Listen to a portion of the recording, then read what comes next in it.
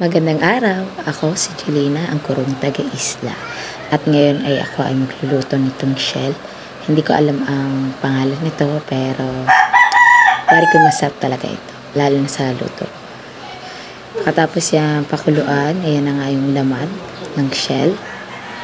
At hiniwa ko ito ng maliliit at naghanda na rin ako ng sibuyas, sili, bawang at syempre ay kailangan may itlog kasi nga sisig ang lulutuin ko, hindi pwedeng wala itlog. Charot.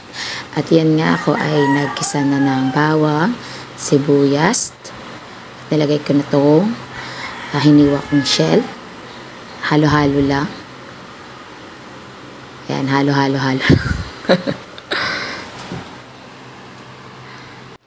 Naglagay na rin ako ng paminta. Ayan, so pagkatapos naglagay na rin ako nitong magic sarap at syempre itong toyo, pampakulay ng buhay at itong sili para mas umanghang ang ating sisig. At naglagay na rin ng egg para lalong mas sumarap ang ating sisig. Yan, halo-halo na nga.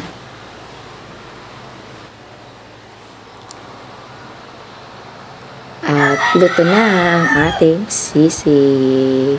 Maraming salamat sa inyong panonood.